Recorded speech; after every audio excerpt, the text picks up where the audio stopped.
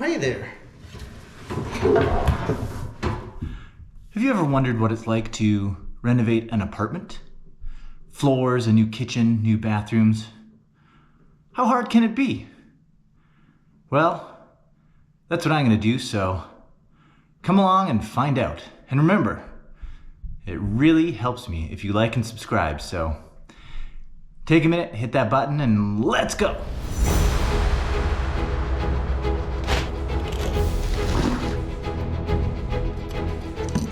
The first thing that I'm going to do is take off all of the baseboard. This will let me tackle the flooring job way easier, but what I have to make sure of is that I keep track of where all the baseboard goes, because I don't want to be recutting this, I don't want to be scratching my head later. So the tools that I'm going to use are here. I'm going to use a Wonder Bar, a glazing bar. I'm going to use a mallet. I'm not going to use a hammer because it's, you know, if I do bump into the walls, I don't want to leave a bunch of dings and dangs. And most importantly, I'm going to use a Sharpie to write down where each piece comes from. So I'm going to start here by the door, the main door of the house. I'm going to see how easy these pry off. I'm just going to wedge my bar in a little bit. And I'm going to actually try to get it in sideways. Oh, sorry about that. Kind of a sideways pulling motion to get it free. You know, it's just a little easier on the wall. Number 1. Then I'm going to write down entry.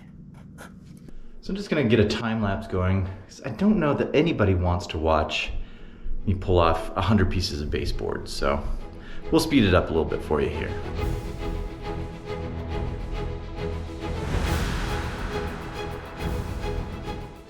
One thing I was going to say about removing baseboard is you always want to take a good sharp knife and you want to run it along the top.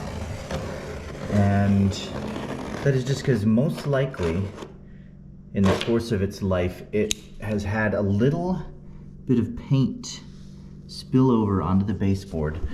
And if you don't cut it, a lot of times when you remove the baseboard it will pull the paint off, and then you gotta fix that. So if you take the step to run a knife along, it'll save you a bunch of headache and time in the long run.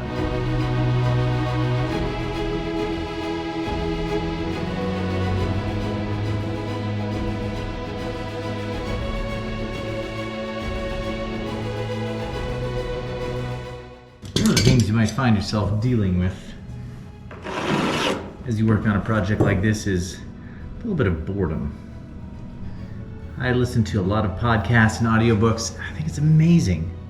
So if you have any podcasts that you love to tell me about, hit me up, because I'm constantly running out and needing to find new stuff. Yeah, tell me what your favorites are in the comments.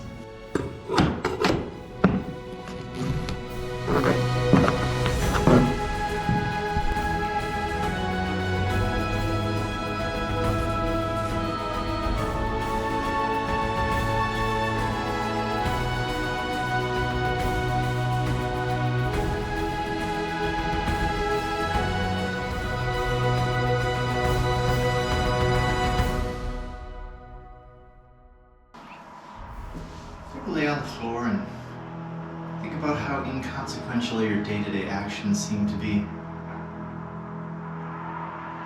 And then you realize, I'm just dehydrated.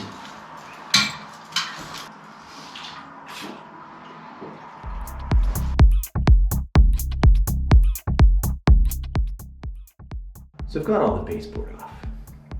The next thing to do is get the carpet up in this storage room. That way I'll have a place to keep my tools and all the baseboard while I work in the rest of the house. The main tool I'm going to use to do that is this sweet Milwaukee fastback knife. It's got replaceable blades, so probably going to go through a bunch of them cutting this carpet. I like these, I don't know if you can see, but I really like these serrated ones. They seem to be really, really sharp.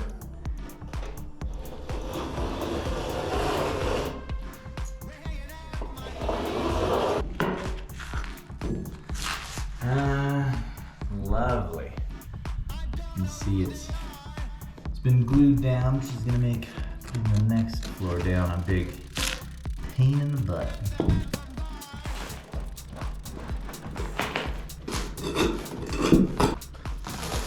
Whatever happened to just like installing carpet like you're supposed to?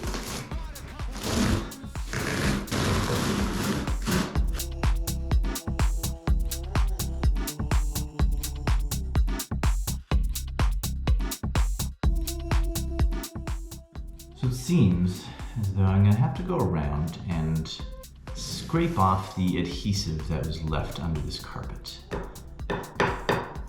Not fun, not fun at all. I'm probably gonna try a sander, to be honest. I don't relish the thought of scraping this for days and days and days and days and days and days. You know, someone asked me when I was a kid, what do you want to be when you grow up? I probably wouldn't say, I want to scrape old glue off floors. Yeah, just want to scrape